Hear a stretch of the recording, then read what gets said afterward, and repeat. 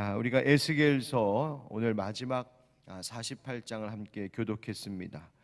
중간에 사순절, 고난주간, 부활절 등이 있어서 꽤 좀 길게 우리가 에스겔서를 함께 살펴봤다라는 느낌도 있지만, 또 에스겔서 뒷부분에 새 예루살렘 성전의 회복의 모습, 이러한 부분들이 여러분들이 성경을 읽고 해석해 가기에 되게 어렵다, 무슨 의미일까 싶은 부분들이 있어서 또 그렇게 느끼실 수도 있었겠지만, 오늘 이 본문의 말씀, 특별히 에스겔서 마지막 부분의 이 말씀은 하나님께서 그 모든 것의 회복을 완성시키시고 구원을 완전케 하시는 그 새 예루살렘, 새 나라, 새 땅을 바라보게 하시는 환상임을 기억할 때 우리에게 매우 의미 있는 귀한 말씀이 아닐 수가 없습니다.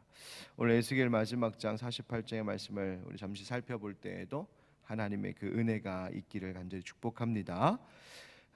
어제 47장 말씀에 이어 하나님께서 약속하시는 이 새로운 땅의 분배에 대한 말씀을 계속 이어주고 계십니다. 땅의 분배 관련 말씀을 되짚어 보면, 하나님 회복하실 그 나라 새로운 땅의 중앙에 거룩한 구역을 두어 거기에 성전이 있게 하셨고, 그리고 거기에 제사장들과 레위인들의 땅을 주셨으며, 또 왕의 땅을, 왕의 기업을 따로 구별하여 또 주셨습니다. 이제 이 먼저 1절부터 7절 오늘 본문 말씀을 보면, 바로 그 중앙 지역을 중심으로 북쪽 지역을 차지할 7지파를 북에서 남쪽의 순서로 지금 말해주고 있는 겁니다.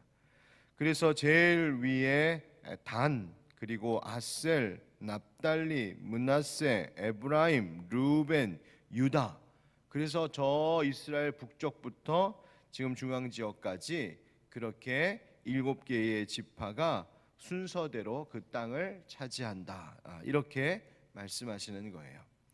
그리고 나서 이제 8절부터 22절까지 그 말씀드렸던 제사장들과 레위 사람들과 그리고 군주, 즉 왕에게 주는 그 거룩하게 구별되는 땅에 대하여서 길게 말씀하고 계신 것이 22절까지의 이야기죠. 그리고 나서 다시 23절부터 29절까지가 바로 그 중앙에 있는 땅을 중심으로 이제는 남쪽에 있는 집땅들, 그 남쪽을 차지하게 될 5지파에 대하여서 말씀해주고 있습니다. 베냐민, 시므온, 이사갈, 스불론, 간, 이렇게 말씀해주고 계세요.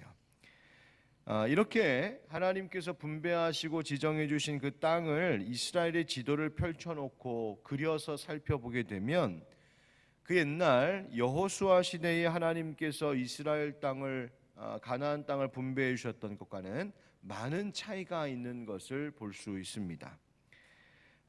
물론 이 새로운 땅의 새로운 분배는 실제로 우리가 지금 살아가고 있는 이 지상의 역사 속에서 이루어질 것을 말씀하고 있는 것은 아닙니다. 다만 이렇게 하나님의 소유된, 하나님의 택함 받고 구원받은 백성들이 하나님의 나라, 하나님께서 허락하신 새 나라, 새 하늘 새 땅, 이 새 나라를 온전히 차지하게 될 것을 상징적으로 보여주는 것이라고 보는 것이 옳습니다. 그리고 그 하나님의 백성들이 이제 차지하게 될 그 땅에는 그 중심에 다름 아닌 하나님의 성전이 위치해 있음을 보여주므로 온 백성, 구원받은 온 백성들이 영원토록 온전히 하나님을 중심으로 모시며 살아가게 될 것을 말해주고 있는 것입니다.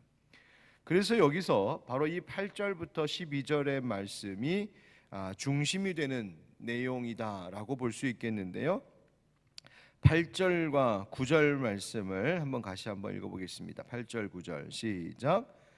유다 경계선 다음으로 동쪽에서 서쪽까지는 너희가 예물로 드릴 땅이라. 너희는 25,000척이요 길이는 다른 몫의 동쪽에서 서쪽까지와 같고 성소는 그 중앙에 있을지니 곧 너희가 여호와께 드려 예물로 삼을 땅의 길이는 25,000척이요 너비는 10,000척이나. 아멘. 자, 8절과 9절에 보면 바로 그 중앙에 있는 그 성소가 있는 땅에 대해서 말하고 있는데, 그 땅을 뭐라고 하나님께서 말씀하시냐면 너희가 예물로 드릴 땅이다. 또 9절에도 너희가 여호와께 드려 예물로 삼을 땅이다. 이렇게 말씀하십니다. 즉 새롭게 되고 새롭게 분배되는 이 기업의 이 땅의 중심에 하나님께 드릴 예물로 드릴 그 땅이 중심이 되고 있다, 존재한다는 거예요. 그리고 그 안 중앙에 하나님의 임재가 있는 그 성전, 성소가 위치하는 것이죠. 그러니까 모든 것의 중심이 하나님께 있음을 말해주고 있습니다. 여러분 생각해 보세요. 이 땅을 백성들에게 나누어 주신 분이 누구십니까? 하나님이시죠. 그러면 하나님께서 만약 땅을 백성들에게 나누어 주시기 전에 하나님이 쓰셔야 할, 즉 하나님의 몫으로 쓰셔야 할 땅이 필요하셨다면 그 땅을 먼저 제일 좋은 땅을 떼어놓고 나머지를 이스라엘 백성들에게 나누어 주셔도 되는 거였잖아요. 그런데 굳이 하나님은 그런 방법을 취하지 않으시고 먼저 이스라엘 백성들에게 다 나누어 주시고 거기서 하나님께서 명하시고 정하신 대로 하나님께 따로 떼어 예물로 드릴 땅을 구별하신다는 거예요. 하나님께 예물로 땅을 떼어 다시 구별하여 되돌려 드리는 방법으로 하나님의 거룩한 그 땅을 하나님께서 두십니다.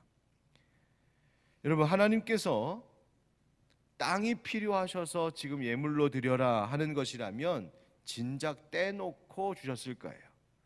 그런데 하나님이 땅이 필요하신 것이 아닙니다. 어차피 모든 것은 다 하나님의 것입니다.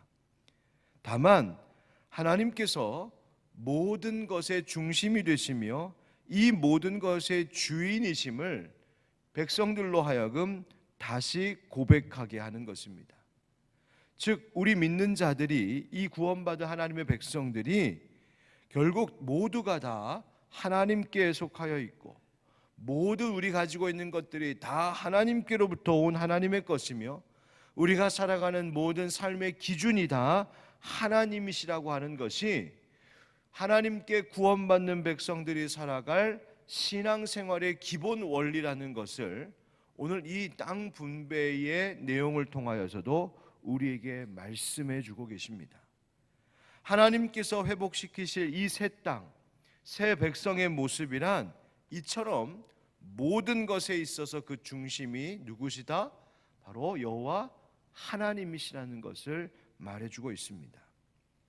자, 그렇다면 하나님께서 회복시키실 이 새 나라의 모습, 새 백성들의 모습이란 모든 것이 하나님의 중심이 되는 것이라고 한다면 지금 우리의 모습, 장래에 하나님께서 이루실 이 일과 지금 우리의 모습을 비교하여 생각해 봐야 될 것입니다.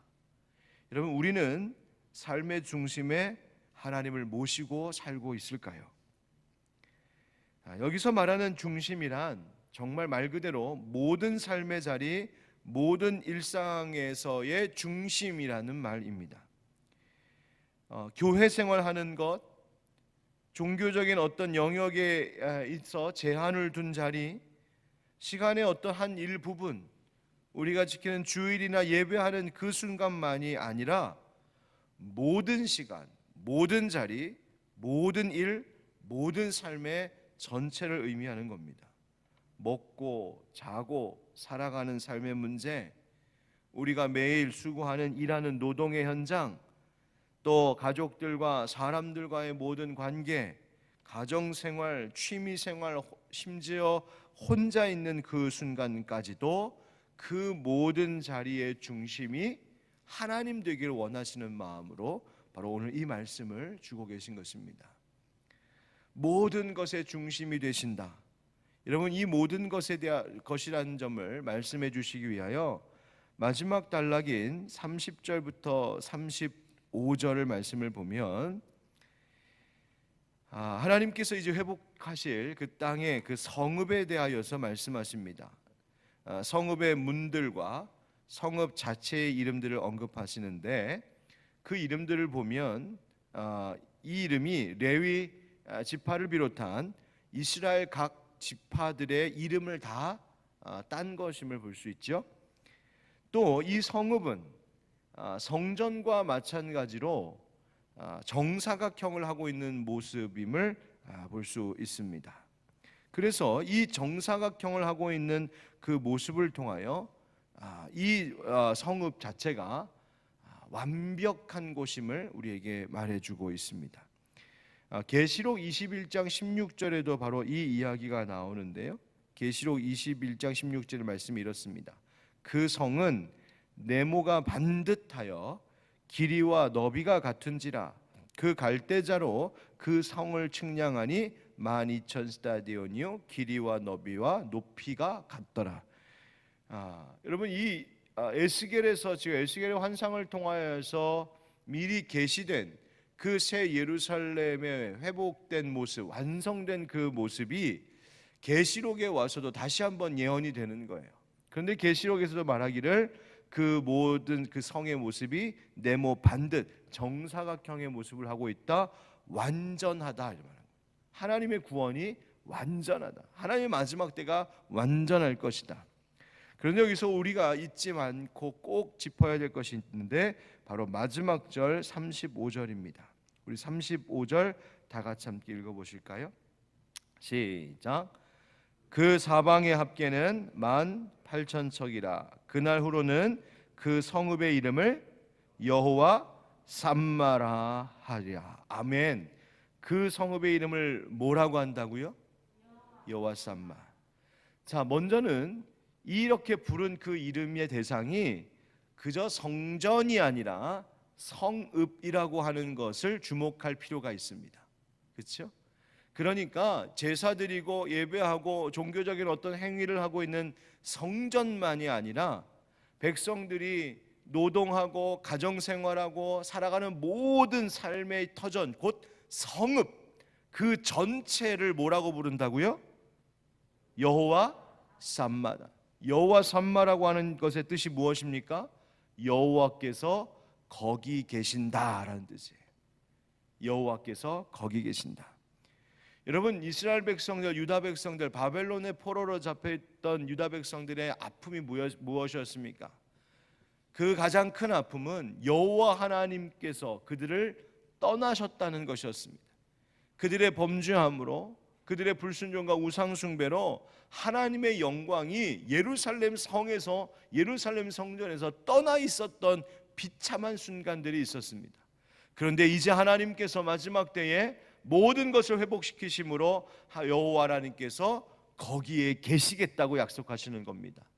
다만 예루살렘 성전에만이 아니라 모든 성읍 가운데 하나님의 백성들이 살아가는 삶의 모든 자리에 여호와 하나님께서 함께 계시는 영광을 맛보게 하신다. 바로 그 성읍의 이름이 여호와 삼마다라고 말씀해 주고 계십니다. 바로 그 삶의 중심에 우리 하나님께서 계시기를 하나님 원하고 계신 거예요. 여러분 오늘 이제 에스겔서의 모든 본문 말씀의 묵상을 함께 마무리하게 되었습니다. 여러분 오늘 에스겔서가 우리에게 마지막으로 전해주고 있는 메시지가 무엇이겠습니까? 우리의 삶의 모든 자리가 구석구석까지도 그 모든 것에 여호와 하나님이 거기 계심을 기억하는 여호와 삼마의 삶을 살아갈 것과 그리고 그 모든 삶의 중심이 내가 아닌 세상 다른 것이 아닌 오직 우리 여호와 하나님뿐이어야 함을 성경은 끝까지 우리에게 말해주고 있습니다. 우리 사랑하는 새벽 기도의 동역자 여러분, 또 영상을 통하여 함께하고 계신 우리 모든 성도님들, 앞으로도 우리의 삶의 전부가 다 하나님이 거하실 성전과 같이 되게 하시고 하나님 늘 중심으로 모시고 살아가는 우리들 되기를 예수 그리스도의 이름으로 축원드립니다. 아멘.